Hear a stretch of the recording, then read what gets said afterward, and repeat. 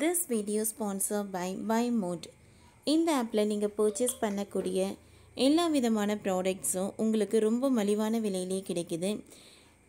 இதில் நிறைய offers and கூப்பன்ஸும் provide பண்ணுறாங்க. ஸோ இதோட லிங்க் உங்களுக்கு டிஸ்கிரிப்ஷனில் கொடுக்குறேன், யூஸ் பண்ணி பாருங்கள்.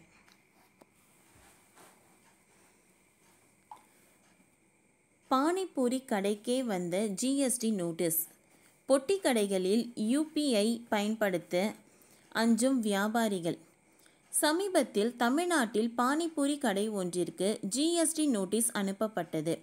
இதையடுத்து நாடு முழுக்க பல இடங்களில் பொட்டி கடைகளில் யூபிஐ பயன்படுத்த வியாபாரிகள் அச்சமடைந்துள்ளனர். இந்தியாவில் பலருக்கும் விருப்பமான மாலை உணவு சிற்றுண்டி என்றால் அது பானிபூரிதான். பரபரப்பான தெருமுனைகள் பலவற்றில் பானிபூரி கடைகளை எளிதாக பார்க்க முடியும். இது போன்ற கடைகள் பொதுவாக சுத்தமாக இல்லை, அதிக வருமானம் பார்க்கிறார்கள் என்று பல காரணங்களுக்காக கவனம் பெற்றுள்ளது. ஆனால் இந்த முறை தமிழ்நாட்டில் உள்ள பானிபூரி கடை ஒன்று எதிர்பாராத காரணத்திற்காக கவனத்தை ஈர்த்துள்ளது. தமிழ்நாட்டை சேர்ந்த பானிபூரி விற்பனையாளர் ஒருவர் 2023 முதல் 24ஆம் ஆண்டில் ரூபாய் 40 லட்சத்தை ஆன்லைனில் வருமானமாக பெற்றுள்ளார்.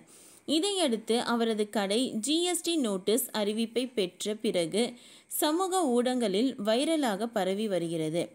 இந்த செய்தி பரவலான விவாதத்தை ஏற்படுத்தியுள்ளது. ஒரு மாதத்திற்கு கிட்டத்தட்ட 3,33,333 லட்சம் ரூபாய் இவர் வருமானம் ஈட்டியுள்ளார். கிட்டத்தட்ட ஒரு நாளைக்கு 17,000 ரூபாய்க்கு இவர் வருமானம் ஈட்டியுள்ளார். அதாவது பல ஐடி நிறுவனங்கள் தரக்கூடிய முதல் மாத வருமானத்தில் கிட்டத்தட்ட 80% இவர் ஒரு நாள் வருமானமாக பெற்றுள்ளார். ஆனால் இவர் ஜிஎஸ்டி கட்டவில்லை. அவர் தனது கடையை பதிவு செய்யவும் இல்லை.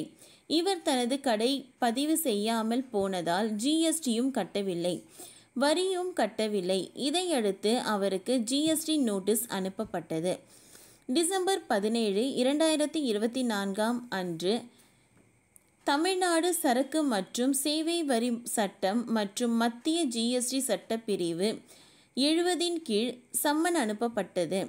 பானிபூரி விற்பனையாளர் நேரில் ஆஜராகி தேவையான ஆவணங்களை பரிசீலனைக்கு சமர்ப்பிக்குமாறு நோட்டீஸ் அறிவுறுத்தப்பட்டுள்ளது. 2023 முதல் 24ஆம் நிதியாண்டில் எப்படி இவ்வளவு வருவாய் ஈட்டினீர்கள் என்று கேள்வி எழுப்பப்பட்டு உள்ளது. கடந்த 3 ஆண்டுகளில் அவர் மேற்கொண்ட விற்பனைகளின் பரிவர்த்தனைகளை தெளிவுபடுத்த வேண்டும் என்று விளக்கம் கேட்டு நோட்டீஸ் அனுப்பப்பட்டு உள்ளது.